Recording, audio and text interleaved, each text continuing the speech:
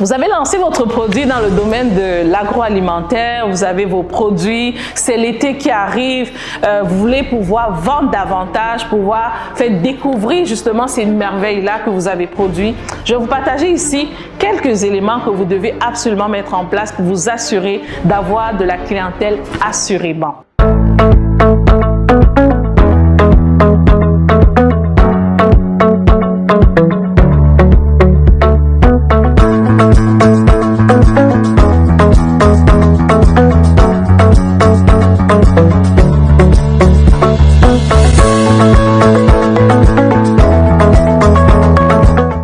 Circonscrire votre secteur d'intervention.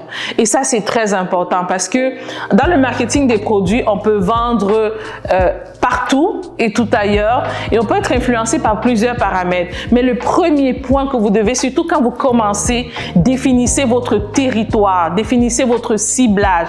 Vous n'êtes pas obligé d'être partout en même temps, vous dispersez souvent beaucoup d'énergie.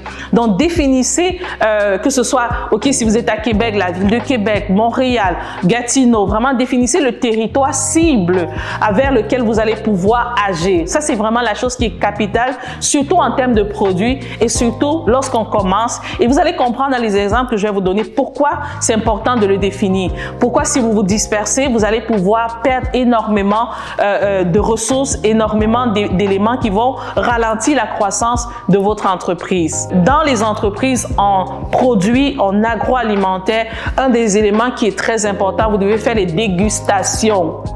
Absolument. Vous devez faire des plannings de dégustation parce que les gens dans l'agroalimentaire, ils vont acheter vos produits parce que c'était bon et non seulement parce que c'était beau à voir. Donc, il faut faire découvrir vos produits. Ce que vous pouvez faire souvent dans plusieurs centres commerciaux, il y a des moments, en fait, vous pouvez faire des partenariats avec des commerces de votre coin et faire des séances de dégustation. Je pense que vous avez déjà vu dans plusieurs, ce n'est pas un hasard, ça fonctionne. Donc, c'est très important d'inclure des séances de dégustation de façon routinière dans votre entreprise au niveau de vos produits agroalimentaires. Vous devez participer aux événements. L'agroalimentaire, les produits, c'est du toucher, c'est des produits. On a envie de toucher, on a envie de goûter, on a envie de voir ce que vous faites. Sur Internet, on ne peut pas seulement se fier complètement. Donc, c'est très important que dans votre plan de marketing, dans votre stratégie, vous puissiez inclure la dimension des événements. Et surtout, souvent, dans les personnes qui sont dans l'agroalimentaire, la transformation, l'été et les périodes des fêtes sont les moments les plus importants. Donc, saisissez, il y a beaucoup d'événements qui se préparent, qui s'organisent. Donc, inscrivez-vous à ces événements. C'est un investissement qui en vaut la peine. Souvent, sur le coût, vous ne le rentabilisez pas directement en termes d'investissement, mais lorsque vous regardez en termes de notoriété, quand vous regardez en termes d'impact des personnes qui ont pu goûter vos produits, des retours que vous avez, c'est un investissement qui en vaut largement la peine. Il faut travailler sur son image, sur le branding de votre entreprise.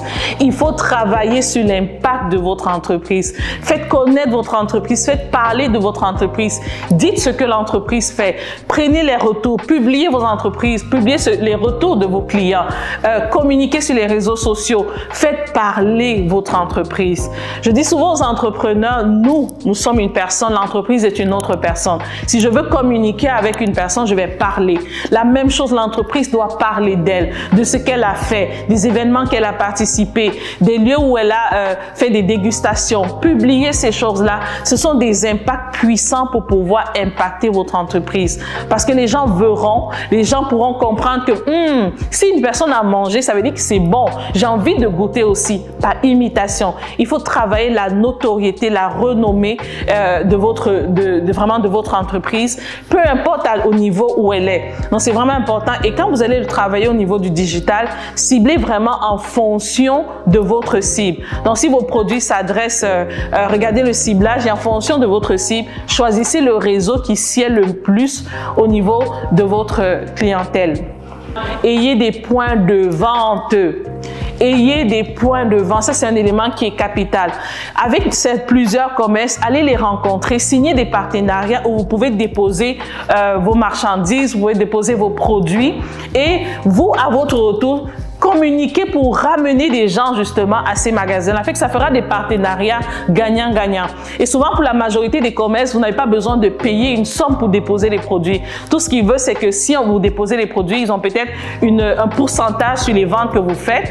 Ou par exemple, ils vont avoir de la publicité, de la notoriété parce que vous allez amener plus de personnes dans votre magasin. Donc, travaillez votre marketing à l'intérieur avec votre stratège, que ce soit Bernadette ou une autre personne. Travaillez vraiment au groupe conseil. Travaillez votre marketing vraiment à ce niveau-là pour vous assurer que toutes ces étapes-là sont bien ciblées et vous allez assurément avoir des clients qui vont affluer dans votre entreprise et qui vont consommer vos produits. Donc, c'était Bernadette. J'espère que ça va vous aider. Si vous avez d'autres astuces que vous utilisez, ça peut aider plusieurs autres personnes. N'hésitez pas à écrire en bas des commentaires. Merci beaucoup.